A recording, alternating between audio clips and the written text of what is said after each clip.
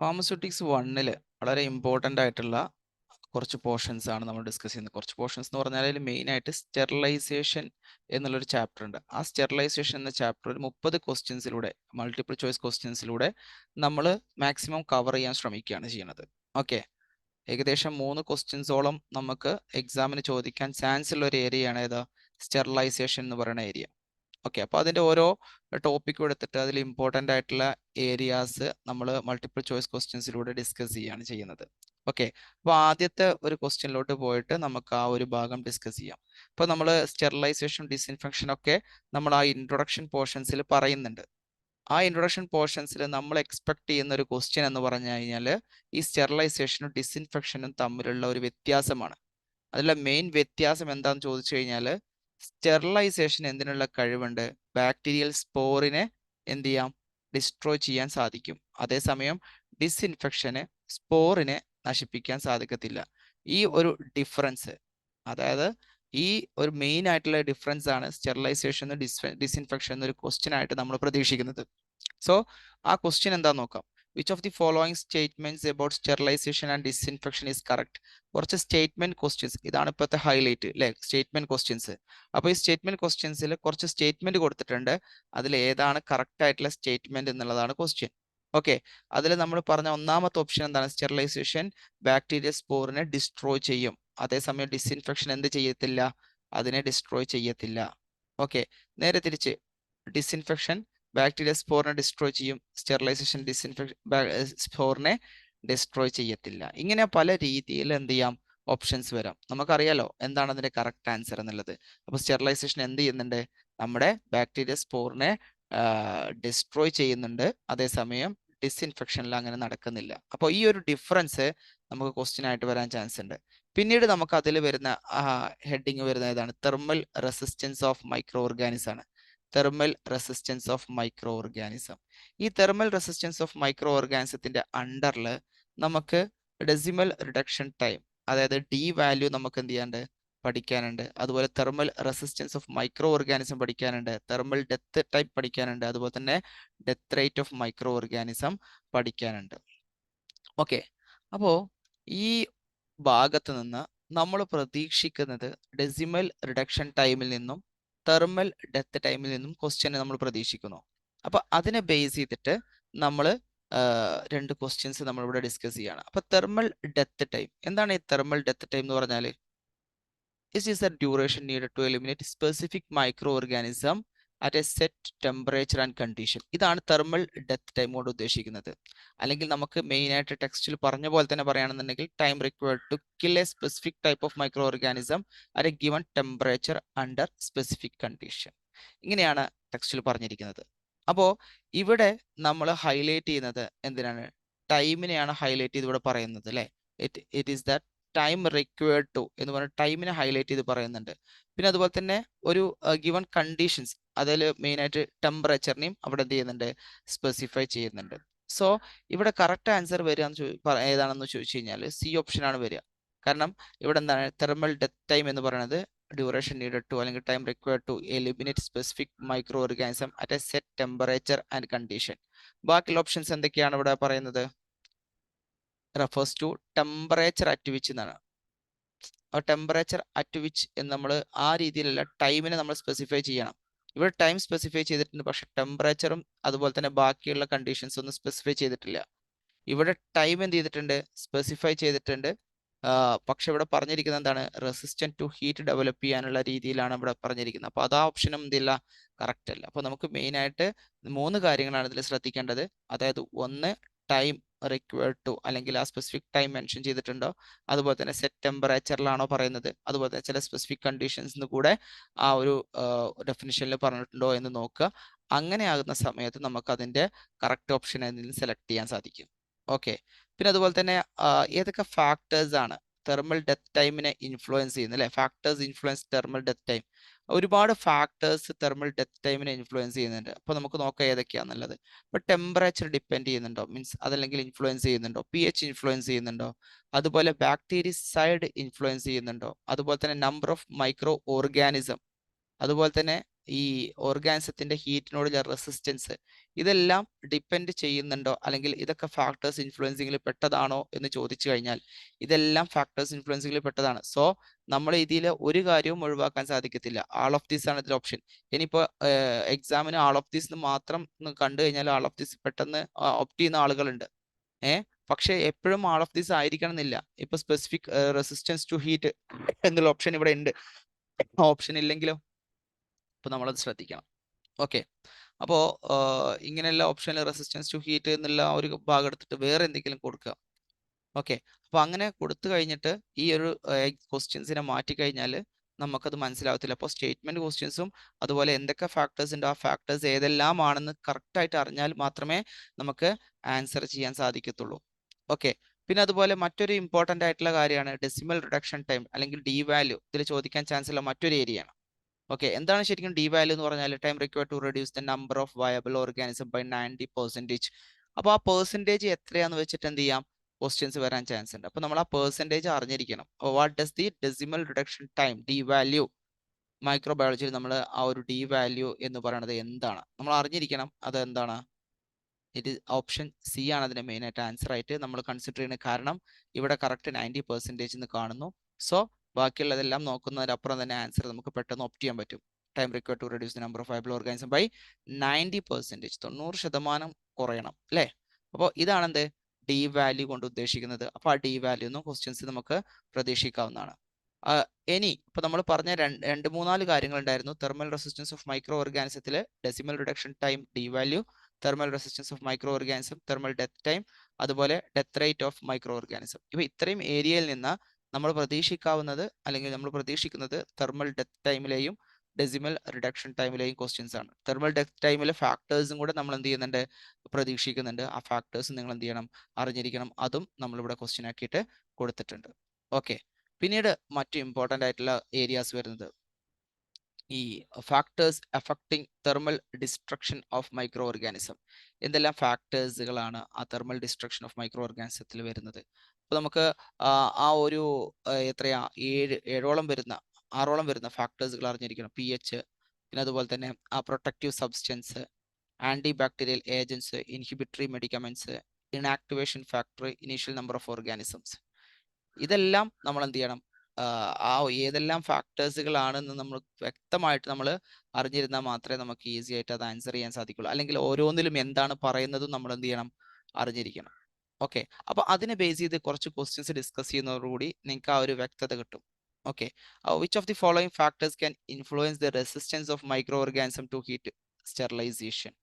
അപ്പൊ നമുക്കറിയാലോ, pH 6 to 8 ആണെന്നുണ്ടെങ്കിൽ, അല്ലെങ്കിൽ high concentration of organic substance ഉണ്ട് എങ്കിൽ, അതുപോലെ തന്നെ ആന്റി ബാക്ടീരിയൽ ഏജൻസ് നമുക്ക് ഇതിൽ വരുന്നുണ്ടെന്നുണ്ടെങ്കിൽ, ഇതിലെല്ലാം എന്തുണ്ട്, ഇൻഫ്ലുവൻസ് ഉണ്ട്.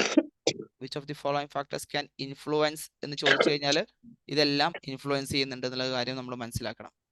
ഓക്കെ, സൗണ്ട് മ്യൂട്ട് ചെയ്യാത്തവർ സൗണ്ട് മ്യൂട്ട് ചെയ്യണം കേട്ടോ. അപ്പോൾ pH 6 to 8 എന്ത്, അതുപോലെ തന്നെ high concentration of organic substance വന്നാൽ എന്ത് എന്നുള്ളതിനൊക്കെ വ്യക്തമായിട്ടുള്ള എക്സ്പ്ലനേഷൻ ഉണ്ട്. ഇപ്പൊ നമ്മൾ നോക്കാം, pH 6 to 8 മൈക്രോ ഓർഗാനിസം ഈ pH 6 to 8 എന്താണ്, മോർ റെസിസ്റ്റന്റ് ആണ്. മൈക്രോ ഓർഗാനിസം മോർ റെസിസ്റ്റന്റ് ആണ് pH 6 to 8. അതുപോലെ തന്നെ ഈ അസിഡിക് അല്ലെങ്കിൽ ആൽക്കലൈൻ സൊല്യൂഷൻ ആണെന്നുണ്ടെങ്കിൽ ഈസി ആയിട്ട് സ്റ്റെറിലൈസ് ചെയ്യാൻ പറ്റും. അപ്പോൾ ഒരു ക്വസ്റ്റ്യൻ വരികയാണ്, ഏത് pH-ലാണ് ഈ ഓർഗാനിസം ഹീറ്റിന് റെസിസ്റ്റന്റ് ആയിട്ടുള്ളത്? സോ ആ pH-ൽ ഒരിക്കലും നമ്മൾ സ്റ്റെറിലൈസ് ചെയ്യാൻ പോകരുത്. pH 6 to 8 more resistant. Okay, അതേസമയം ആൽക്കലൈനോ അല്ലെങ്കിൽ അസിഡിക്കോ ആണെന്നുണ്ടെങ്കിൽ നമുക്ക് ഈസി ആയിട്ട് എന്ത് ചെയ്യാം, സ്റ്റെറിലൈസ് ചെയ്യാൻ സാധിക്കും. അപ്പോൾ അതൊരു ക്വസ്റ്റ്യൻ ആണ്. ആ ക്വസ്റ്റ്യൻ എന്ത് ചെയ്യണം, നമ്മൾ ശ്രദ്ധിക്കണം. ആ ക്വസ്റ്റ്യൻ നമുക്ക് വരാൻ ചാൻസ് ഒന്നുകൂടെയാണ്. പിന്നെ high concentration of organic substance. നമുക്കറിയാലോ, organic substance like proteins, carbohydrates ഒക്കെ ഉണ്ടെന്നുള്ളത്. ഈ പ്രോട്ടീൻസ് ഒക്കെ എന്താ ചെയ്യുക, ഒരു പ്രൊട്ടക്റ്റീവ് കോട്ട് അത് സെൽസിന്റെ മുകളിൽ കൊണ്ടുവരും. അങ്ങനെ കൊണ്ടുവന്നു കഴിഞ്ഞാൽ ഈ മൈക്രോ ഓർഗാനിസം എന്താവും, ഹീറ്റ് റെസിസ്റ്റന്റ് ആവും. ഓക്കെ, അപ്പോൾ ഈ ഓർഗാനിക് സബ്സ്റ്റൻസ് ഉണ്ട് എന്നുണ്ടെങ്കിൽ, അതിന്റെ ഹൈ കോൺസെൻട്രേഷൻ ഉണ്ടെന്നുണ്ടെങ്കിൽ, അവിടെ സ്റ്റെറിലൈസേഷന്റെ ആ ഒരു എഫക്റ്റീവ്നെസ് കുറയോ ഇല്ലയോ എന്നൊരു സ്റ്റേറ്റ്മെന്റ് ക്വസ്റ്റ്യൻ വന്നു കഴിഞ്ഞാൽ നമ്മൾ എന്ത് ചെയ്യണം, കുറയും എന്ന് തന്നെ നമ്മൾ പറയണം. അതായിരിക്കും അതിന്റെ ആൻസർ. പിന്നെ അതുപോലെ തന്നെ anti bacterial agents to injections. അപ്പോൾ നമുക്ക് എന്തെങ്കിലും ഈ ആന്റി ബാക്ടീരിയൽ ഏജൻസി ഇഞ്ചക്ഷൻസിൽ നമ്മൾ എന്ത് ചെയ്യാണ്, ആഡ് ചെയ്തിട്ട് നമ്മൾ അതിനെ ഹീറ്റ് ചെയ്യുകയാണെന്നുണ്ടെങ്കിൽ, സ്റ്റെറിലൈസ് ചെയ്യുകയാണെന്നുണ്ടെങ്കിൽ നമുക്ക് എന്ത് ചെയ്യാൻ പറ്റും, ഒരു 100 ഡിഗ്രി 115 ഡിഗ്രി സെൽഷ്യസിലൊക്കെ സ്റ്റെറിലൈസ് ചെയ്യുന്ന ഒരു വസ്തുവാണെന്നുണ്ടെങ്കിൽ, ഒരു ഇഞ്ചക്ഷൻ ആണെന്നുണ്ടെങ്കിൽ നമുക്കത് 100 ഡിഗ്രി സെൽഷ്യസിൽ എന്ത് ചെയ്യാം, സ്റ്റെറിലൈസ് ചെയ്യാൻ സാധിക്കും. ഇപ്പോൾ ഇവിടെ എന്താ സംഭവിച്ചത്, ഒരു തെർമോ ലബൈൽ ആയിട്ടുള്ള ഒരു സബ്സ്റ്റൻസിനെ നമുക്ക് സ്റ്റെറിലൈസ് ചെയ്യാൻ സാധിക്കും എന്നുള്ള ഒരു പോയിന്റിലോട്ട് നമുക്ക് എന്ത് ചെയ്യാം, അതിനെ കൺക്ലൂഡ് ചെയ്ത് കൊണ്ടുവരാം. ഓക്കെ, അപ്പോൾ 115 to 100 ഡിഗ്രി സെൽഷ്യസ് വരെ നമുക്ക് എന്ത് ചെയ്യാൻ പറ്റും, കുറയ്ക്കാൻ പറ്റും. ഏത് ടെമ്പറേച്ചർ, 115 നിന്ന് 100 ഡിഗ്രി വരെ 15ഓളം ഡിഗ്രി നമുക്ക് എന്ത് ചെയ്യാൻ, കുറയ്ക്കാൻ പറ്റും. ചില സബ്സ്റ്റൻസ് 115 എത്തിക്കഴിഞ്ഞാൽ എന്തായിരിക്കും, നശിച്ചു പോകും. 110 എത്തിക്കഴിഞ്ഞാൽ നശിച്ചു പോകും. അങ്ങനെയുള്ള സബ്സ്റ്റൻസിനൊക്കെ നമുക്ക് ഈസി ആയിട്ട് സ്റ്റെറിലൈസ് ചെയ്യാൻ സാധിക്കുന്ന ഒരു ടെമ്പറേച്ചറിൽ എത്തിക്കാൻ വേണ്ടിയിട്ട് നമുക്ക് ആന്റി ബാക്ടീരിയൽ ഏജൻസ് നമുക്കിവിടെ ഉപയോഗിക്കാം. അപ്പോൾ തെർമോലബൈൽ സബ്സ്റ്റൻസിന് നമുക്ക് പിന്നെ ആന്റി ബാക്ടീരിയൽ ഏജൻസ് വെച്ചിട്ട് ചെയ്ത് കഴിഞ്ഞാൽ നമുക്ക് അത് സ്റ്റെറിലൈസ് ചെയ്യാൻ പറ്റുമോ എന്ന് ചോദിച്ചു കഴിഞ്ഞാൽ ഓക്കെയാണ്. ഓക്കെ, അപ്പോൾ അത് ഓർത്തിരിക്കണം കേട്ടോ. പിന്നെ ഇൻഹിബിറ്ററി മെഡിക്കമെന്റ്സ് ഉണ്ട്, ചില മെഡിക്കമെന്റ്സ് ഉണ്ട്. അപ്പോൾ എയ്തർ അതിന്റെ pH കൊണ്ടോ അല്ലെങ്കിൽ അതിന്റെ ടോക്സിറ്റി മാത്രം കൊണ്ടോ എന്ത് ചെയ്യാം, മൈക്രോ ഓർഗാനിസത്തിനെ ഹാം ചെയ്യാം. ഓക്കെ, ഇങ്ങനെയുള്ള കാര്യങ്ങളൊക്കെ നമ്മൾ എന്ത് ചെയ്യണം, അറിഞ്ഞിരിക്കുക. അപ്പോൾ ഇൻഹിബിറ്ററി മെഡിക്കമെന്റ്സ് നമ്മൾ എന്താണ്, ഓർത്തിരിക്കേണ്ട ഒന്നാണ്. ടെക്സ്റ്റിൽ പ്രത്യേകം എടുത്ത് പറയുന്നുണ്ട് എന്ത്, there are certain medicaments which when converted into solution are harmful to microorganisms. അത് ഒന്നില്ലെങ്കിൽ അതിന്റെ pH കൊണ്ടോ അല്ലെ, അതല്ലെങ്കിൽ അതിൻ്റെതായ ടോക്സിക് എഫക്ട് കൊണ്ടോ ആയിരിക്കാം. ഓക്കെ, അപ്പോൾ ഇങ്ങനെയൊക്കെ പറയുന്നുണ്ട്. ഇൻഹിബിറ്ററി മെഡിക്കമെന്റ്സ് തൊട്ടിട്ട് anti bacterial agents, protective substance, pH, ഇതൊക്കെ പറയുന്നുണ്ട്. അപ്പോൾ ഏത് രീതിയിലും ഏതെടുത്തിട്ടും നിങ്ങൾക്ക് ക്വസ്റ്റ്യൻസ് വരാൻ ചാൻസ് ഉണ്ട്. ഓക്കെ, ഓർത്തിരിക്കുക.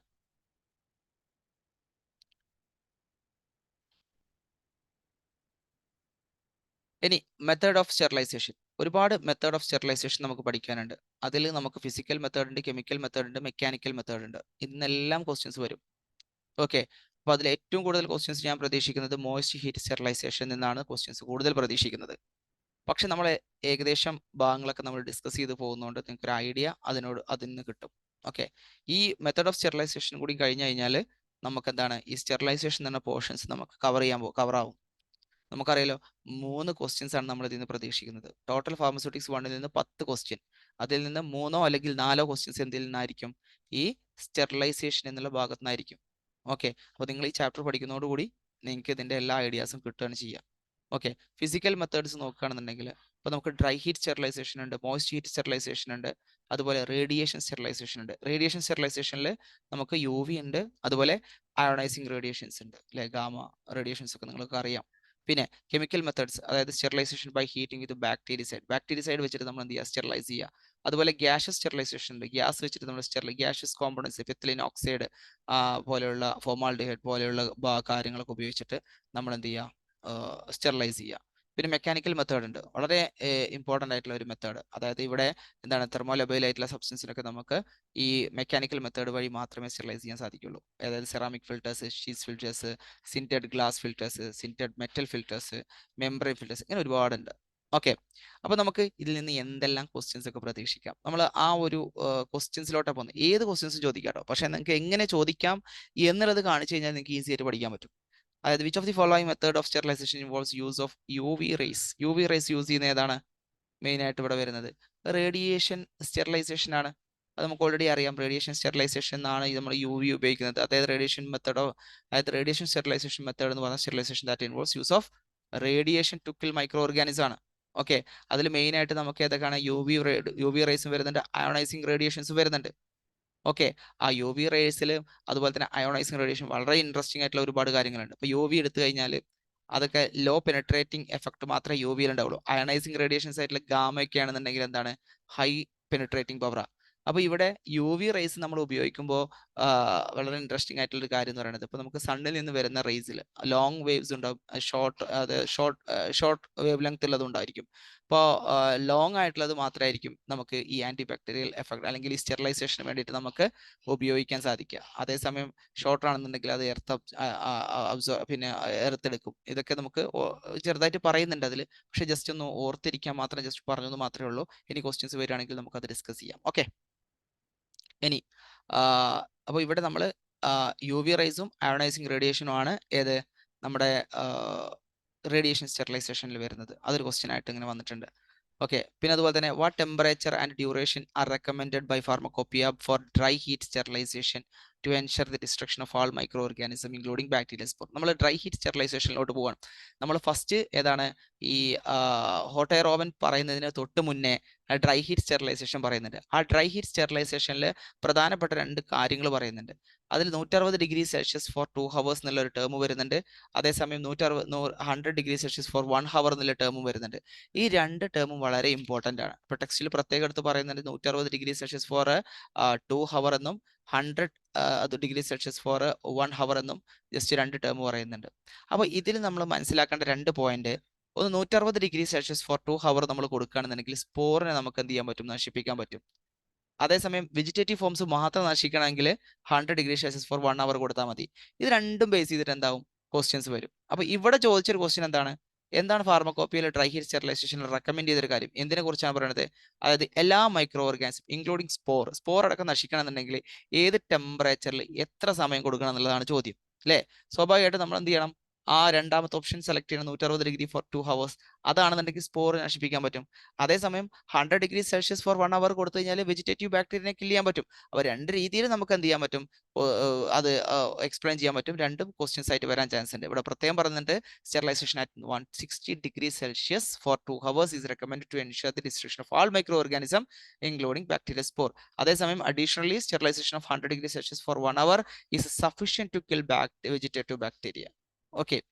ഇനി which temperature is typically reached after allowing the contents of hot air oven to remain inside following sterilization at 160°C for 2 hours? ഇതിലൊരു കാര്യം പറയുന്നത് വെച്ചാൽ 160°C 2 hour നമ്മൾ ഹോട്ട് എയർ ഓവനിൽ വെച്ച് കഴിഞ്ഞാലും പിന്നീട് നമ്മൾ എന്ത് ചെയ്യണം, ടിപ്പിക്കലി അത് ശരിക്കും ഇവിടെ ഒരു 40°C എത്തുന്നത് വരെ നമ്മൾ വെയിറ്റ് ചെയ്യണം. എന്നിട്ട് മാത്രമേ നമ്മൾ എന്ത് ചെയ്യാൻ പാടുള്ളൂ, അത് ഓപ്പൺ ആക്കാൻ പാടുള്ളൂ എന്നിവിടെ പ്രത്യേകം എടുത്ത് പറയുന്നുണ്ട്. അപ്പോൾ നമ്മൾ 160°C ഫോർ 2 hours നമ്മൾ ആ ഒരു സ്റ്റെറിലൈസേഷന് വേണ്ടി വെച്ച് കഴിഞ്ഞാലും നമ്മൾ എന്ത് ചെയ്യണം, ടെമ്പറേച്ചർ ഒരു 40°C ആവുന്നത് വരെ, അത്ര കുറയുന്നത് വരെ നമ്മൾ വെയിറ്റ് ചെയ്ത ശേഷം മാത്രമേ അത് കണ്ടൻസ് പുറത്തെടുക്കാൻ പാടുള്ളൂ. ആ ഒരു 40°C എന്നുള്ളത് വളരെ ഇമ്പോർട്ടൻ്റ് ആയിട്ടുള്ള ഒരു പോയിന്റ് ആണ്. ആ 40°C ഓർത്തിരിക്കുക. 160°C ഫോർ 2 hour എന്നുള്ളത് കൃത്യമായിട്ട് ഓർത്തിരിക്കുക. അതുപോലെ തന്നെ 100°C ഫോർ 1 hour എന്നുള്ള ആ ഒരു ഇതും നിങ്ങൾ എന്ത് ചെയ്യുക, ആ ഒരു സംഖ്യയും കറക്റ്റായിട്ട് ഓർത്തിരിക്കുക. ഓക്കെ, ഡിഗ്രി സെൽഷ്യസും ടൈമും പ്രത്യേകം എടുത്ത് ചോദിക്കാൻ ചാൻസ് ഉണ്ട്. നമുക്ക് കൺഫ്യൂഷൻ വരും എക്സാമിന്. അപ്പോൾ ഒരിക്കലും നിങ്ങൾക്ക് കൺഫ്യൂഷൻ ആവാതിരിക്കണം എന്നുണ്ടെങ്കിൽ നിങ്ങൾ എന്ത് ചെയ്യണം, മിനിമം ഇതെങ്കിലും നിങ്ങൾ കേട്ടിരിക്കണം കേട്ടോ. പിന്നെ നെക്സ്റ്റ് പറഞ്ഞത് which of the following applications is suitable use for a hot air oven? പ്രത്യേകം എടുത്ത് ചോദിക്കുന്ന ഒരു ക്വസ്റ്റ്യൻ ആണ്. അതായത് നമുക്ക് ഇപ്പോൾ ഇഞ്ചക്ഷൻസിലൊക്കെ ഫിക്സ്ഡ് ഓയിൽസ് ഒക്കെ ഉണ്ടായിരിക്കും. ഫിക്സ്ഡ് ഓയിൽസ് ഒക്കെ നമുക്ക് സ്റ്റെറിലൈസ് ചെയ്യാൻ ഏറ്റവും നല്ല മെത്തേഡ് എന്ന് പറഞ്ഞു കഴിഞ്ഞാൽ ഹോട്ട് എയർ ഓവൻ തന്നെയാണ്. ഓക്കെ, അപ്പോൾ ഇവിടെ ഇഞ്ചക്ഷൻസ് കണ്ടെയ്ൻ ഫിക്സ്ഡ് ഓയിൽ ആണെന്നുണ്ടെങ്കിൽ നമ്മൾ ഹോട്ട് എയർ ഓവൻ ആണ് മെയിനായിട്ട് അവിടെ നമ്മൾ ചൂസ് ചെയ്യുക. ഓക്കെ, ഇപ്പോൾ ഈ ഹോട്ട് എയർ ഓവൻ നമ്മൾ മെയിനായിട്ട് യൂസ് ചെയ്യുന്ന എന്തൊക്കെ മെത്തേഡ്സിന് വേണ്ടിയിട്ടാണ്, ഇപ്പോൾ സ്റ്റെറിലൈസ് ഏതൊക്കെ കാര്യങ്ങൾ സ്റ്റെറിലൈസ് ചെയ്യാൻ വേണ്ടിയിട്ടാണ്, അല്ലെങ്കിൽ എന്തൊക്കെ മെറ്റീരിയൽ സ്റ്റെറിലൈസ് ചെയ്യാൻ വേണ്ടിയിട്ടാണ്? അതായത് ഡ്രൈ ഹീറ്റ് അല്ലെങ്കിൽ ഡ്രൈ ഹീറ്റ് വിത്ത്സ്റ്റാൻഡ് ചെയ്യാൻ പറ്റുന്ന ഒരു വസ്തുവിനെ നമുക്ക് എന്ത് ചെയ്യാൻ പറ്റും, സ്റ്റെറിലൈസ് ചെയ്യാൻ പറ്റും. ഫോർ എക്സാമ്പിൾ ഇപ്പോൾ ഗ്ലാസ് വെയർ, പൗഡേഴ്സ്, ചില ഇഞ്ചക്ഷൻസ്, അതുപോലെ തന്നെ ഇഞ്ചക്ഷൻസ് കണ്ടെയ്ൻ ഫിക്സ്ഡ് ഓയിൽസ്, പിന്നെ നമുക്ക് ഇങ്ങനെയുള്ള കാര്യങ്ങൾക്കൊക്കെ നമുക്ക് എന്ത് ചെയ്യാൻ പറ്റും, ഇങ്ങനെയുള്ള വസ്തുക്കളൊക്കെ നമുക്ക് എന്ത് ചെയ്യാൻ പറ്റും, സ്റ്റെറിലൈസ് ചെയ്യാൻ സാധിക്കും എന്ന് പറയുന്നത്. അപ്പോൾ അതേസമയം നമ്മൾ ഫിക്സ്ഡ് ഓയിൽസിൽ അതൊക്കെ മോയ്സ്റ്റ് ഹീറ്റ് സ്റ്റെറിലൈസേഷൻ നടത്തി കഴിഞ്ഞാൽ അത് എന്തായാലും കണ്ടാമിനേറ്റഡ് ആവാനേ ചാൻസ് ഉള്ളൂ. ഓക്കെ, അതേസമയം അങ്ങനെയുള്ളതിനൊക്കെ നമ്മൾ എന്ത് ചെയ്യേണ്ടത്, പൗഡറിനെ അല്ലെങ്കിൽ ഇതുപോലെയുള്ള സംഭവത്തിനൊക്കെ നമ്മൾ എന്ത് ചെയ്യണം, ഡ്രൈ ഹീറ്റ് സ്റ്റെറിലൈസേഷൻ മാത്രമാണ് അതിനെ ഏറ്റവും നല്ലത്. അല്ലെങ്കിൽ നമ്മൾ രണ്ടും കൂടെ കമ്പയർ ചെയ്യുമ്പോൾ നമുക്ക് കറക്റ്റ് സ്റ്റെറിലൈസ് ചെയ്ത് കിട്ടണമെന്നുണ്ടെങ്കിൽ ഏറ്റവും ബെസ്റ്റ് ആയിട്ടുള്ളത് എന്താണ്, ഡ്രൈ ഹീറ്റ് സ്റ്റെറിലൈസേഷൻ ആണ്. അപ്പോൾ നമ്മളൊന്ന് നോക്കുക, മോയ്സ്റ്റ് ഹീറ്റ് സ്റ്റെറിലൈസേഷൻ എന്ന് പറഞ്ഞാൽ മോയ്സ്ചറിന്റെ ഒരു പ്രസൻസ് ഉണ്ട് അല്ലേ. അപ്പോൾ നമ്മൾ എന്ത് ചെയ്യുക, പൗഡർ ആണെന്നുണ്ടെങ്കിലും അതുപോലെ തന്നെ ഈ പറയുന്ന ഫിക്സ്ഡ് ഓയിൽസ് ആണെന്നുണ്ടെങ്കിലും നമ്മൾ ഡ്രൈ ഹീറ്റ് സ്റ്റെറിലൈസേഷൻ കൺസിഡർ ചെയ്യുക. അപ്പോൾ നമുക്ക് ഏതൊക്കെ പൗഡറാന്ന് അറിഞ്ഞിരിക്കണം. ഇപ്പോൾ ഫോർ എക്സാമ്പിൾ ഇപ്പോൾ സൾഫാസെറ്റമൈഡ്, അതുപോലെ തന്നെ ഈ സിങ്ക് ഓക്സൈഡ് ഒക്കെ ഈ പൗഡറിൽ നമ്മൾ എക്സാമ്പിൾ ആയിട്ട് പറയുന്നതാണ്. അപ്പോൾ ഇവിടെ ബോത്ത് എ ആൻഡ് സി എന്താണ് ആൻസർ ആയിട്ട് വരുന്നുണ്ട്. അപ്പോൾ ഏതൊക്കെ പൗഡറുകളാണ് നമുക്ക് ഹോട്ട് എയർ ഓവനിലൂടെ നമുക്ക് സ്റ്റെറിലൈസ് ചെയ്യാൻ സാധിക്കുക എന്നുള്ളത് നമ്മൾ അറിഞ്ഞിരിക്കേണ്ടത് നിർബന്ധമാണ്. ഓക്കെ, അപ്പോൾ വേണമെന്നുണ്ടെങ്കിൽ നമുക്ക് ഓരോന്നും നമുക്ക് ഡിസ്കസ് ചെയ്യാവുന്നതാണ്. ഇപ്പോൾ പൗഡർ ആണെന്നുണ്ടെങ്കിൽ സൾഫാസെറ്റമൈഡ്, അതുപോലെ തന്നെ സൾഫാഡയസിൻ, കവോലിൻ, ടാൾക്ക്, സിങ്ക് ഓക്സൈഡ്, സ്റ്റാർച്ച്, ഇതൊക്കെ എന്താണ് നമ്മുടെ അപ്ലിക്കേഷൻസിൽ വരുന്നതാണ്. ഏതിൻ്റെ അപ്ലിക്കേഷൻസിൽ? ഈ ഹോട്ട് എയർ ഓവൻ്റെ അപ്ലിക്കേഷൻസിൽ വരുന്നതാണ്. ഹോട്ട് എയർ ഓവൻ്റെ അപ്ലിക്കേഷൻ ക്വസ്റ്റ്യൻ വരാൻ ചാൻസ് ഉള്ള ഒരു ഏരിയയാണ്. ആ അപ്ലിക്കേഷൻസിൽ പറഞ്ഞ എല്ലാ പോയിന്റ്സും നമ്മൾ പഠിക്കും. നമ്മൾ എക്സാമിന് വെറും കുറച്ച് മാത്രം ഡിസ്കസ് ചെയ്യുന്ന അല്ലെങ്കിൽ പഠിക്കുന്ന ഒരു ഏരിയയാണ് അപ്ലിക്കേഷൻ. പക്ഷേ ആ ആപ്ലിക്കേഷൻ നമുക്ക് എന്ത് ചെയ്യാൻ പറ്റും? ഈസി ആയിട്ട് പിന്നെ ആ ആപ്ലിക്കേഷൻ പഠിക്കുകയാണെന്നുണ്ടെങ്കിൽ നമുക്ക് ഇങ്ങനെയുള്ള ക്വസ്റ്റ്യൻസ് ഒക്കെ നമുക്ക് അറ്റൻഡ് ചെയ്യാൻ സാധിക്കും എന്നാണ് പറയുന്നത്. ഓക്കെ, അതുപോലെ തന്നെ injections where fixed oil is used as a vehicle.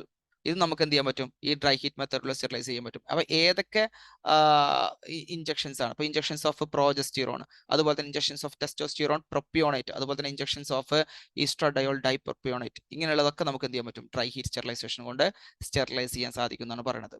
Okay, പിന്നെ അതുപോലെ തന്നെ what is A minimum holding time? What is the minimum holding time in minutes required to achieve temperature range of 121 to 125 degrees Celsius for sterilization process? ഒന്നുമില്ല, നമ്മളിപ്പോൾ ഇനി moist heat സ്റ്റെറിലൈസേഷൻ്റെ ഭാഗത്ത് എത്തുന്ന സമയത്ത് ആ ഭാഗത്ത് നമ്മൾ ഹോൾഡിംഗ് ടെമ്പറേച്ചറും അതുപോലെ തന്നെ minimum holding time in minutes ഒക്കെ നമ്മൾ വ്യക്തമായിട്ട് പറയുന്നുണ്ട് മോയ്സ്റ്റ് ഹീറ്റ് സ്റ്റെറിലൈസേഷനിൽ. ഓക്കെ, ഓട്ടോക്ലേവിൻ്റെ മുന്നേ ഇങ്ങനെ ഒരു ടേബിൾ നിങ്ങൾക്ക് കാണാൻ സാധിക്കും. അതേ ഹോൾഡിംഗ് ടെമ്പറേച്ചറും അതുപോലെ മിനിമം ഹോൾഡിംഗ് ടൈം ഇൻ മിനിറ്റ്സും. അപ്പോൾ ഇവിടെ മിനിമം ഹോൾഡിംഗ് ടെമ്പറേച്ചർ എന്ന് പറയുന്നത് എത്രയാണെന്ന് നോക്കാം. ഇപ്പോൾ നോക്കാം, 115 മുതൽ 118 ഡിഗ്രി ആണെന്നുണ്ടെങ്കിൽ നമുക്ക് അതിനെ എത്ര മിനിമം ടൈം ഹോൾഡ് ചെയ്യണം? 30. അതേസമയം 121 to 124 ആണെങ്കിൽ 15, 126 മുതൽ 129 ആണെങ്കിൽ 10, 134 മുതൽ 132 ആണെങ്കിൽ 5. ഒരു ക്വസ്റ്റ്യൻ ചോദിക്കാൻ ചാൻസ് ഉള്ള ഒരു ഏരിയയാണ്. വളരെ ഇമ്പോർട്ടൻ്റ് ആണ്. ഈ ടേബിൾ ഒന്ന് പഠിച്ചാൽ മതി. ഏത് രീതിയിൽ ക്വസ്റ്റ്യൻ വന്നു കഴിഞ്ഞാൽ നമുക്ക് അതിന് തിരിച്ചും മറിച്ചും പഠിച്ചെടുക്കാൻ സാധിക്കും. സോ ഈ ടേബിൾ ഒരിക്കലും മറക്കരുത്. ഈ ടേബിൾ ഇമ്പോർട്ടൻ്റ് ആണ്. ഈ ടേബിൾ പഠിച്ചിരിക്കുക. ഓക്കെ, ഇനി നമുക്ക് at what steam pressure and temperature does the autoclave reach the desired sterilization level? ഏത് ടെമ്പറേച്ചറിൽ അല്ലെങ്കിൽ ഏത് പ്രഷറിലാണ് നമ്മുടെ ഓട്ടോക്ലേവ് കറക്റ്റായിട്ട് ഡിസൈർഡ് സ്റ്റെറിലൈസേഷൻ നമുക്ക് തരുന്നത്? അപ്പോൾ നമ്മൾ എന്ത് ചെയ്യണം? ആ ഒരു ടെമ്പറേച്ചറും അതുപോലെ തന്നെ ആ ഒരു സ്റ്റീം പ്രഷർ നമ്മൾ അറിഞ്ഞിരിക്കണം. സോ ഇവിടെ ആൻസർ വരുന്നത് എ ആൻഡ് ഡി ആണ്. അതായത് 10 pounds per square inch at 115 degree സെൽഷ്യസും അതുപോലെ തന്നെ 15 pounds per square inch at 121 degree സെൽഷ്യസും നമ്മൾ എന്ത് ചെയ്യാണ്? ഓപ്ഷൻ ആയിട്ട് എടുക്കുകയാണ്. അത് രണ്ടുമാണ് കറക്റ്റ് ആയിട്ടുള്ള ഓപ്ഷൻ അല്ലേ? ഇപ്പോൾ LPS എന്ന് പറയുമ്പോൾ പൗണ്ട്സ്. ഓക്കെ, അപ്പോൾ ഈ ഒരു ടെമ്പറേച്ചർ വളരെ ഇമ്പോർട്ടൻ്റ്. അതായത് നമ്മൾ ഓട്ടോക്ലേവിൽ ഏറ്റവും ഇമ്പോർട്ടൻ്റ് ആയിട്ടുള്ള ചോദിക്കാൻ ചാൻസ് ഉള്ള, ഞാൻ പ്രതീക്ഷിക്കുന്ന ഒരു ക്വസ്റ്റ്യൻ ആണിത്. അപ്പോൾ അതിൽ എത്ര പ്രഷർ, എത്ര ടെമ്പറേച്ചർ? 115 ഡിഗ്രി സെൽഷ്യസ് ആവണമെങ്കിൽ 115 ഡിഗ്രി സെൽഷ്യസിലാണെങ്കിൽ എത്ര പ്രഷർ? അല്ലെങ്കിൽ 10 pounds per square ഇഞ്ചിലാണെന്നുണ്ടെങ്കിൽ എത്ര ഡിഗ്രി സെൽഷ്യസ്? തിരിച്ചും മറിച്ചും ചോദിക്കാം. അപ്പോൾ രണ്ടും അറിഞ്ഞിരിക്കണം. 10 115, 15 121 അല്ലേ? 10 115 ആണെങ്കിൽ ഈ 15 ആകുന്ന സമയത്ത് കുറച്ചുകൂടെ കൂടണം, 121. അങ്ങനെ ഒരു റിലേറ്റ് ചെയ്തിട്ട് എന്ത് ചെയ്യുക? ഓർത്തിരിക്കുക. ഈസി ആയിരിക്കും കേട്ടോ. ഓക്കെ, അത് നിങ്ങൾ ഒരിക്കലും സ്കിപ്പ് ചെയ്യരുത്. വളരെ ഇമ്പോർട്ടൻ്റ് ആണ്, ഓർത്തിരിക്കണം. പിന്നെ what is the primary purpose of tyndallization method for fractional sterilization? നമ്മൾ മോയ്സ്റ്റ് ഹീറ്റ് അതുപോലെ തന്നെ ഡ്രൈ ഹീറ്റ് ഒക്കെ പറഞ്ഞു സാർ. ഓക്കെ, ഇനി അതേപോലെ തന്നെ നമുക്ക് മറ്റുള്ള കുറേ മെത്തേഡ്സുകൾ ഉണ്ട്. ഏതൊക്കെ മെത്തേഡുകൾ? ഇപ്പോൾ ടിൻഡലൈസേഷൻ, പാസ്ചറൈസേഷൻ, അതുപോലെ തന്നെ സ്റ്റെറിലൈസേഷൻ ഓഫ് വാക്സിൻസ്, ഇതൊക്കെ ബാക്കിയുള്ള അതർ മെത്തേഡ്സിൽ വരുന്നതാണ്. അപ്പോൾ നമ്മൾ ഫിസിക്കൽ മെത്തേഡ്സിൽ അതർ മെത്തേഡ്സിൽ വരുന്ന ഏരിയാസ് ആണ് ഡിസ്കസ് ചെയ്യുന്നത്. ടിൻഡലൈസേഷൻ, പാസ്ചറൈസേഷൻ, സ്റ്റെറിലൈസേഷൻ ഓഫ് വാക്സിൻസ്. അപ്പോൾ അതിൽ ടിൻഡലൈസേഷൻ ആണ് നമ്മളിപ്പോൾ ഡിസ്കസ് ചെയ്യുന്നത്. എന്താണ് ചോദിച്ച ചോദ്യം? Primary purpose of tyndallization method for fractional distillation. അതായത് നമ്മൾ മെയിൻ ആയിട്ട് ഇവിടെ പറയുന്ന കൾച്ചർ മീഡിയ ലോവർ ടെമ്പറേച്ചർ ഹീറ്റിംഗിൽ സ്റ്റെറിലൈസ് ചെയ്യാൻ വേണ്ടിയിട്ടാണ് ഈ ഒരു മെത്തേഡ് നമ്മൾ എന്ത് ചെയ്യുന്നത്? ചൂസ് ചെയ്യുന്നത് എന്നുള്ളതാണ് പറയുന്നത്. ഓക്കെ, അപ്പോൾ ഇവിടെ നമ്മൾ യൂസ് ചെയ്യുന്ന ടെമ്പറേച്ചർ വെച്ച് ക്വസ്റ്റ്യൻസ് വരാം. അതായത് വിച്ച് ടെമ്പറേച്ചർ ആണ് നമ്മൾ, ഏത് ടെമ്പറേച്ചർ ആണ് ഓരോ സൈക്കിൾസിലും നമ്മൾ യൂസ് ചെയ്യുന്നതെന്ന് ചോദിക്കാം. അപ്പോൾ അങ്ങനെ ക്വസ്റ്റ്യൻസ് വരാറുണ്ട്. ഓക്കെ, അപ്പോൾ ഇവിടെ നമ്മൾ 80 ഡിഗ്രി സെൽഷ്യസിലാണ് നമ്മൾ എന്ത് ചെയ്യണത്? ഓരോ സൈക്കിളിലും നമ്മൾ മെയിൻ ആയിട്ട് യൂസ് ചെയ്യുന്നത്. അപ്പോൾ ഓരോ സൈക്കിളിലും ടിൻഡലൈസേഷൻ മെത്തേഡിൽ നമ്മൾ ഉപയോഗിക്കുന്ന ടെമ്പറേച്ചർ, നമ്മൾ ചൂസ് ചെയ്യുന്ന ടെമ്പറേച്ചർ 80 ഡിഗ്രി സെൽഷ്യസാണ്. അതായത് പിന്നെ 80 ഡിഗ്രി സെൽഷ്യസ് എത്ര ഹവർ? 1 ഹവർ. അങ്ങനെ 3 ദിവസം നമ്മൾ കണ്ടിന്യൂസ് ആയിട്ട് ഇത് ചെയ്യും. ഇപ്പോൾ ഒരു ദിവസം ഒരു പ്രത്യേക ടൈമിൽ നമ്മൾ 80 ഡിഗ്രി സെൽഷ്യസ് ഫോർ 1 അവർ കഴിഞ്ഞാൽ പിന്നെ പിറ്റേ ദിവസം 80 ഡിഗ്രി സെൽഷ്യസ് ഫോർ 1 അവർ, പിന്നെ മൂന്നാമത്തെ ദിവസം സക്സസീവ് ഡേയ്സ് എന്നാണ് പറഞ്ഞിരിക്കുന്നത്. ആ സക്സസീവ് ഡേയ്സ് 3 സക്സസീവ് ഡേയ്സ് പ്രത്യേകം പറഞ്ഞിട്ടുണ്ട്. 3 സക്സസീവ് ഡേയ്സ് അത് ഓർത്തിരിക്കുക. അപ്പോൾ ഇവിടെ 80 ഡിഗ്രി സെൽഷ്യസ് ഫോർ 1 അവർ എന്നുള്ളതും പറഞ്ഞിട്ടുണ്ട്. അതുപോലെ തന്നെ 3 സക്സസീവ് ഡേയ്സ് എന്നും പറഞ്ഞിട്ടുണ്ട്. അപ്പോൾ 80യും അതുപോലെ തന്നെ 1 ഹവർ എന്നുള്ളതും 3 ഡേയ്സ് എന്നുള്ളതും നമ്മൾ എന്ത് ചെയ്യണം, ഓർത്തിരിക്കണം. അത് നമുക്ക് ഇമ്പോർട്ടൻ്റ് ആയിട്ട് എപ്പോഴും ക്വസ്റ്റ്യൻസ് വരാൻ ചാൻസ് ഉള്ളതാണ്. ആ 3 ടേമും ഓർത്തിരിക്കുക. അപ്പോൾ നമ്മളിവിടെ പറഞ്ഞിട്ടുണ്ടായിരുന്നു, നമ്മൾ പാസ്ചറൈസേഷൻ്റെ കേസ് എടുക്കുന്ന സമയത്ത്, ടിൻഡലൈസേഷൻ്റെ കേസ് എടുക്കുന്ന സമയത്ത് 80°C ഫോർ 1 hour ആണെന്നും അതുപോലെ തന്നെ 3 സക്സസീവ് ഡേയ്സ് ആണ് നമ്മളിത് ചെയ്യുന്നതെന്നും ഓർത്തിരിക്കണം. അപ്പോൾ ഒന്നാമത്തെ ഡേയ്സിൽ നമ്മൾക്ക് മാക്സിമം എന്ത് ചെയ്യാം, സ്റ്റെറിലൈസേഷൻ നടത്താം. രണ്ടാമത്തെ ദിവസത്തിൽ പിന്നെ സ്റ്റെറിലൈസ് ചെയ്യാത്ത സ്പോറുകളൊക്കെ വെജിറ്റേറ്റീവ് ഫോംസിലോട്ട് മാറുന്ന സമയത്ത് വീണ്ടും സ്റ്റെറിലൈസ് ചെയ്യാം. അതുപോലെ തന്നെ മൂന്നാമത്തെ ദിവസം എത്തുന്ന സമയത്ത് ഇനി ഏതെങ്കിലും നശിക്കാത്ത സ്പോറുകളൊക്കെ ഉണ്ടെന്നുണ്ടെങ്കിൽ നമുക്ക് പിന്നെ സേഫ് ഗാർഡ് ചെയ്യാൻ വേണ്ടിയിട്ട് അത് നശിപ്പിക്കണം എന്നുള്ള രീതിയിൽ അതും നമുക്ക് എന്ത് ചെയ്യാം, വീണ്ടും ഒരു ഹീറ്റ് കൊടുത്തിട്ട് അതിനെ സ്റ്റെറിലൈസ് ചെയ്തെടുക്കാൻ സാധിക്കും. ഓക്കെ, ഇതൊക്കെയാണ് നമ്മൾ ടിൻഡലൈസേഷൻ മെത്തേഡിൽ പ്രത്യേകം എടുത്ത് പറയുന്നത്. ഓക്കെ, പിന്നെ അതിൽ മറ്റൊരു കാര്യം,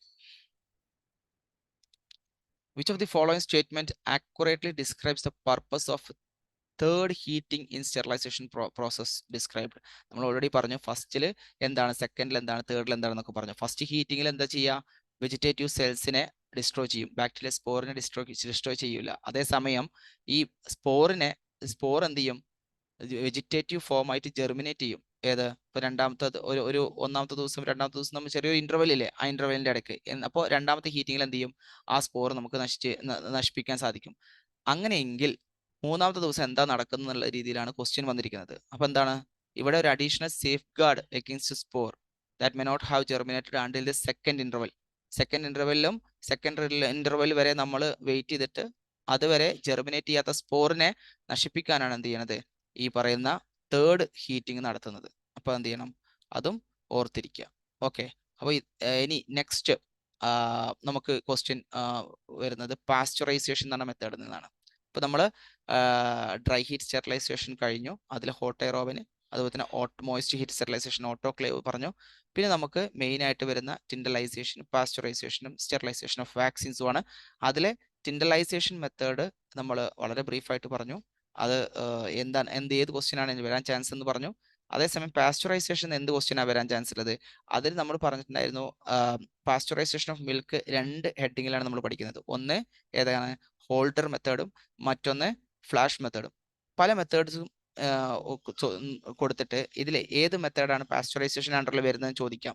അപ്പോൾ ഹോൾഡർ മെത്തേഡും അതുപോലെ ഫ്ലാഷ് മെത്തേഡും അതിന്റെ അണ്ടറിൽ ഉണ്ടെന്നുണ്ടെങ്കിൽ നമ്മൾ അതാണ് എന്ത് ചെയ്യേണ്ടത്, ഫിക്സ് ചെയ്യേണ്ടത് ആൻസർ ആയിട്ട്. ഓക്കെ, അപ്പോൾ ശരിക്കും ഈ ഹോൾഡർ മെത്തേഡിൽ എന്താണ് ശരിക്കും 62.8°C ഫോർ 30 മിനിറ്റ്സ് ആണ്. ആ 30 മിനിറ്റ്സിന് പകരം എന്ത് ചെയ്തു, ഞാനിവിടെ ലോങ്ങർ ഡ്യൂറേഷൻ എന്നുള്ള ടേം കൊടുത്തു. കൺഫ്യൂഷൻ ആവാൻ ചാൻസ് ഉണ്ട്. ഓക്കെ, അതേസമയം ഹീറ്റിംഗ് ടു 71.6°C ഇവിടെ വളരെ ഷോർട്ട് ഡ്യൂറേഷൻ ആണെന്നാണ് ഇതിനർത്ഥം. പ്രത്യേകം ഷോർട്ട് ഡ്യൂറേഷൻ അവിടെ കൊടുത്തിട്ടില്ല എങ്കിലും, സോ ഇവിടെ പ്രത്യേകം പറയുന്നത് ഇപ്പോൾ ഫ്ലാഷ് മെത്തേഡിലാണെന്നുണ്ടെങ്കിൽ 71.6°C ഫോർ 15 സെക്കൻഡ് ആണ് പ്രത്യേകം ടെക്സ്റ്റിൽ പറഞ്ഞിരിക്കുന്നത്. അപ്പോൾ നമ്മൾ ആ രീതിയിൽ വേണം എന്ത് ചെയ്യണത്, അതിന്റെ ആൻസർ സെലക്ട് ചെയ്യാൻ. ഇപ്പോൾ holder method involves heating milk to 62.8°C for a longer duration compared to heating to 71.6°C in flash method. അതാണ് നമുക്ക് അതിന്റെ ആൻസർ ആയിട്ട് വരിക. അപ്പോൾ ഹോൾഡർ മെത്തേഡിലെ ടെമ്പറേച്ചറും ടൈം ഡ്യൂറേഷനും, ഫ്ലാഷ് മെത്തേഡിലെ ടെമ്പറേച്ചറും അതുപോലെ തന്നെ ടൈം ഡ്യൂറേഷനും. ഹോൾഡർ മെത്തേഡിലാണെന്നുണ്ടെങ്കിൽ 62.8°C ഫോർ 30 മിനിറ്റ്സ് ആണെങ്കിൽ, അതേസമയം ഫ്ലാഷ് മെത്തേഡിൽ 71.6°C ഫോർ 15 മിനിറ്റ്സ് ആണ്. ഓക്കെ, അപ്പോൾ നമ്മൾ എന്ത് ചെയ്യണം, ഇതൊക്കെ അറിഞ്ഞിരിക്കുക എന്നുള്ളത് ഇമ്പോർട്ടൻ്റ് ആയിട്ടുള്ള കാര്യമാണ്. അതിൽ നിന്ന് ഈ രീതിയിലാണ് ക്വസ്റ്റ്യൻ വരാൻ ചാൻസ് ഉള്ളതാണെന്ന് ഞാൻ എന്ത് ചെയ്യണത്, വിശ്വസിക്കുന്നത്. പക്ഷെ ഏതും ക്വസ്റ്റ്യൻസ് വരാട്ടോ, ഏത് സെന്റൻസ് എടുത്തിട്ടും ക്വസ്റ്റ്യൻസ് ചോദിക്കാം. ഇപ്പോഴത്തെ PSC അങ്ങനെയാണ്. പക്ഷെ നമ്മൾ മാക്സിമം കവർ ചെയ്യുക, നമുക്ക് പോസിബിലിറ്റി ഉള്ള ക്വസ്റ്റ്യൻസ് ഒക്കെ നമ്മൾ ഡിസ്കസ് ചെയ്യുക എന്നുള്ളത് മാത്രമേ ഉള്ളൂ. ഓക്കെ, ഇനി which of the following statements accurately describes the sterilization process for vaccines? വാക്സിൻസിന്റെ കേസ് എടുക്കുകയാണെന്നുണ്ടെങ്കിൽ നമ്മൾ പറഞ്ഞിട്ടുണ്ട്, ടെമ്പറേച്ചർ നമ്മൾ ഏത് ടെമ്പറേച്ചറിൽ മെയിൻറ്റെയിൻ ചെയ്യണം, 55 to 60°C ഫോർ 1 hour അങ്ങനെ മെയിൻറ്റെയിൻ ചെയ്യണം. അപ്പോൾ അതന്നെ ചെറിയ രീതിയിൽ 50 to 55, 60 to 65, അതുപോലെ 65 to 70, ഇങ്ങനെ പല രീതിയിൽ എന്ത് ചെയ്യാം, ഓപ്ഷൻസ് വരാം. അപ്പോൾ നമുക്ക് കറക്റ്റ് ആയിട്ടുള്ള ആൻസർ എന്താണ്, 55°C to 60°C തന്നെയാണ് അതിന്റെ ഓപ്ഷൻ വരുന്നത്. സോ അതാണ് നമ്മൾ വാക്സിന്റെ സ്റ്റെറിലൈസേഷന്റെ കാര്യത്തിൽ ശ്രദ്ധിക്കേണ്ടത്. ഓക്കെ, ഇനി at what wavelength does ultraviolet light exhibit maximum antimicrobial effectiveness during the process of sterilization? വളരെ ഇമ്പോർട്ടൻ്റ് ആയിട്ടുള്ള കാര്യമാണ്. അപ്പോൾ ഇനി ലാസ്റ്റ് നമ്മൾ റേഡിയേഷൻ സ്റ്റെറിലൈസേഷനിലോട്ട് തിരിക്കുകയാണ്. അപ്പോൾ റേഡിയേഷൻ സ്റ്റെറിലൈസേഷൻ നമുക്ക് ഇമ്പോർട്ടൻ്റ് ആണ്. കാരണം അതിൽ രണ്ടെണ്ണം നമുക്ക് പഠിക്കാനുണ്ട്. ഒന്ന് UV ആണ്, മറ്റൊന്ന് അയോണൈസിങ് റേഡിയേഷൻ ആണ്. അപ്പോൾ നമ്മൾ അതിൽ ഫസ്റ്റ് UV ഡിസ്കസ് ചെയ്യാം. അപ്പോൾ UVയിൽ 265 നാനോമീറ്റർ ആണ് എന്ത് എഫക്റ്റീവ് ആയിട്ട് നമുക്ക് സ്റ്റെറിലൈസ് ചെയ്യാൻ പറ്റിയിട്ടുള്ള കറക്റ്റ് ആയിട്ടുള്ള ഒരു വേവ് ലെങ്ത് എന്ന് പറയുന്നത്. ഇവിടെ പ്രത്യേകം എടുത്ത് പറഞ്ഞിട്ടുണ്ട് എന്ത് നമ്മൾ സ്റ്റെറിലൈസേഷൻ നമ്മൾ UV ലൈറ്റ് കൊണ്ട് ചെയ്യുകയാണെന്നുണ്ടെങ്കിൽ antimicrobial effectiveness of UV നമ്മൾ അതിന്റെ വേവ് ലെങ്ത് വെച്ചിട്ട് നമ്മൾ ഡിപ്പെൻഡ് ചെയ്യുന്നു എന്ന് ഓൾറെഡി പറയുന്നുണ്ട്. അപ്പോൾ മാക്സിമം എഫക്റ്റീവ്നെസ് കിട്ടണമെന്നുണ്ടെങ്കിൽ ലോങ്ങർ വേവ് ലെങ്ത് ആയിരിക്കണം. അല്ലെങ്കിൽ നമ്മൾ ഒന്നും കൂടി പ്രിസൈസ് ആയിട്ട് പറഞ്ഞു കഴിഞ്ഞാൽ 265 നാനോമീറ്റർ. അതേസമയം ഇപ്പോൾ ഈ പറയുന്ന UV ലൈറ്റ് തന്നെ നമുക്ക് ഒരു പ്രത്യേകം എടുത്തു പറയാനുള്ളത് മെക്കാനിസം എന്താ ചെയ്യുന്നത് വെച്ച് കഴിഞ്ഞാൽ ഇവ എന്ത് ചെയ്യാണ് damage RNA DNA of micro organism. ഇതാണ് അത് ചെയ്യുന്നത്. ഓക്കെ, ഇനി ഈ ലോങ്ങർ വേവ് ലെങ്ത് ഷോർട്ടർ വേവ് ലെങ്ത്തിന്റെ പ്രത്യേകത, ഈ ഷോർട്ടർ വേവ് ലെങ്ത് എന്ത് ചെയ്യാണ് ഈ എർത്ത് അറ്റ്മോസ്ഫിയർ അബ്സോർബ് ചെയ്യാണ്. എർത്ത് അറ്റ്മോസ്ഫിയർ അബ്സോർബ് ചെയ്യാണ് ഈ ഷോർട്ടർ വേവ് ലെങ്ത്. അതെന്ത് ചെയ്യണം ഓർത്തിരിക്കുക കേട്ടോ. അപ്പോൾ ഇത് ഇമ്പോർട്ടൻ്റ് ആണ്.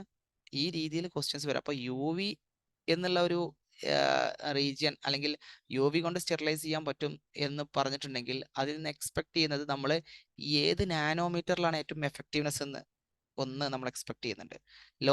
ലോങ്ങർ വേവ് ലെങ്ത് ഓപ്ഷൻസ് വരാം, ഷോർട്ടർ വേവ് ലെങ്ത് ഓപ്ഷൻസ് വരാം. അത് നമ്മൾ എന്ത് ചെയ്യുന്നുണ്ട് എക്സ്പെക്ട് ചെയ്യുന്നുണ്ട്. അപ്പോൾ അതെല്ലാം നമ്മൾ അറിഞ്ഞിരിക്കണം. അതേസമയം ഇതിന്റെ പെനിട്രേഷൻ പവർ നോക്കുകയാണെന്നുണ്ടെങ്കിൽ എന്താണ്, അല്ലെങ്കിൽ ഹ്യൂമിഡിറ്റിന്റെ കേസ് വരുമ്പോൾ ഇതിനെന്തെങ്കിലും പ്രശ്നങ്ങളുണ്ടോ, അങ്ങനെയുള്ള കാര്യങ്ങളൊക്കെ നമ്മൾ വീണ്ടും അറിഞ്ഞിരിക്കണം. ഇപ്പോൾ ultraviolet rays low penetration power ആണെന്ന് പറയാം.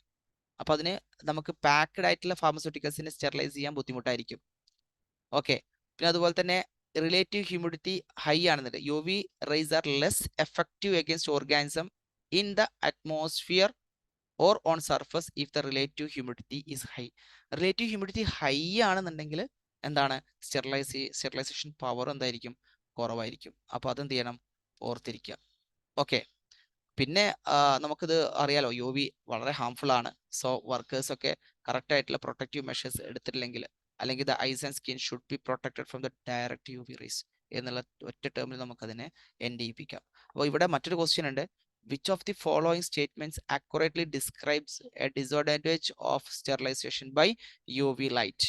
എന്താണ് അതിന്റെ മെയിൻ ആയിട്ടുള്ള ഡിസഡ്വാൻറ്റേജ് എന്ന് പറയുന്നത്? ഇപ്പോൾ നമുക്ക് UV എടുക്കുകയാണെന്നുണ്ടെങ്കിൽ പെനിട്രേഷൻ പവർ കുറവായിരിക്കും. അതുപോലെ തന്നെ പാക്ഡ് ഫാർമസ്യൂട്ടിക്കൽസിനെ എന്ത് ചെയ്യാൻ പറ്റത്തില്ല, സ്റ്റെറിലൈസ് ചെയ്യാൻ സാധിക്കില്ല. ഞാൻ എല്ലാ ഓപ്ഷനും വായിച്ച് സമയം കളയുന്നില്ല. നിങ്ങൾക്ക് എന്ത് ചെയ്യാം, ഈ വീഡിയോ കാണുന്ന സമയത്ത് നിങ്ങൾക്ക് ഒന്നും കൂടെ അത് മനസ്സിലാവും. അപ്പോൾ ഇവിടെ പെനിട്രേഷൻ പവർ എന്ത് ചെയ്യാണ് കുറവാണ്. അങ്ങനെ കുറവാണെന്നുള്ളത് ഒരു എന്താണ് അതിൻ്റെ ഒരു ഡിസഡ്വാൻറ്റേജ് തന്നെയാണ്. അതുപോലെ തന്നെ സ്റ്റെറിലൈസിങ് പാക്ഡ് ഫാർമസ്യൂട്ടിക്കൽസ് ചെയ്യാൻ പറ്റില്ല. അതായത് പാക്ഡ് ഫാർമസ്യൂട്ടിക്കൽസ് നമുക്ക് എന്ത് ചെയ്യാൻ പറ്റില്ല, സ്റ്റെറിലൈസ് ചെയ്യാൻ പറ്റില്ല. അത് മറ്റൊരു ഡിസഡ്വാൻറ്റേജ് ആണ്.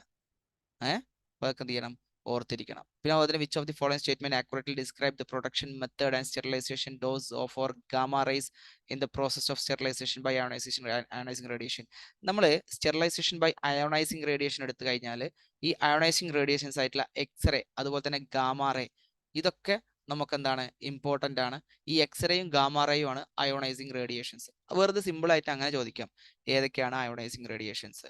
അപ്പോൾ നമുക്ക് പറയാം എക്സ്റേയും ഗാമ റേയും ആണ് അയോണൈസിങ് റേഡിയേഷൻസ്. അപ്പോൾ ഇവിടെ നമുക്ക് ഓപ്ഷൻ ആയിട്ട് വരുന്നത് ഇപ്പോൾ gamma rays commonly produced from radio isotopic sources.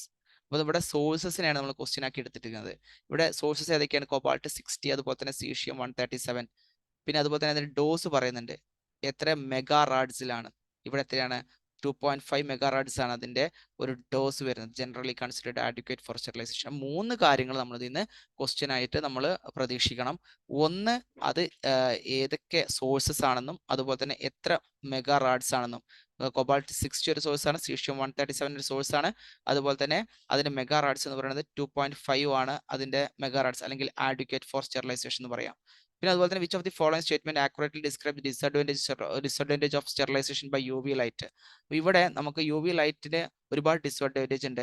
അതിൽ പ്രധാനപ്പെട്ട ഒന്നെന്ന് പറഞ്ഞാൽ UV ലൈറ്റ് നമുക്ക് സ്റ്റോപ്പ് ചെയ്യാൻ പറ്റില്ല വൺസ് ഇനീഷ്യേറ്റ് ചെയ്ത് കഴിഞ്ഞാൽ. അതുപോലെ തന്നെ കണ്ടിന്യൂസ് എക്സ്പോഷർ എന്താണ് വളരെ പ്രശ്നങ്ങൾ ഉണ്ടാക്കുന്നതുമാണ്. അപ്പോൾ അതെന്ത് ചെയ്യുക ഒന്ന് ഓർത്തിരിക്കുക. അപ്പോൾ നമുക്ക് ഇവിടെ ഒരു ഓപ്ഷൻ ആയിട്ട് കൊടുക്കാം, അല്ലെങ്കിൽ ആൻസർ ആയിട്ട് കൊടുക്കാം എന്ത്, ഇവിടെ UV light cannot be stopped once initiated leading to continuous exposure. അപ്പോൾ അതെന്ത് ചെയ്യുക നിങ്ങളൊന്ന് അറിഞ്ഞിരിക്കണം. ഓക്കെ, പിന്നെ അതുപോലെ തന്നെ ഇനി നമുക്ക് നെക്സ്റ്റ് വളരെ ഇമ്പോർട്ടൻ്റ് ആയി ഡിസ്കസ് ചെയ്യാനുള്ളത് കെമിക്കൽ മെത്തഡ് ഓഫ് സ്റ്റെറിലൈസേഷൻ ആണ്. നെക്സ്റ്റ് സെഷനിൽ നമുക്ക് എന്ത് ചെയ്യാം, ഡിസ്കസ് ചെയ്യാം. ഓക്കെ.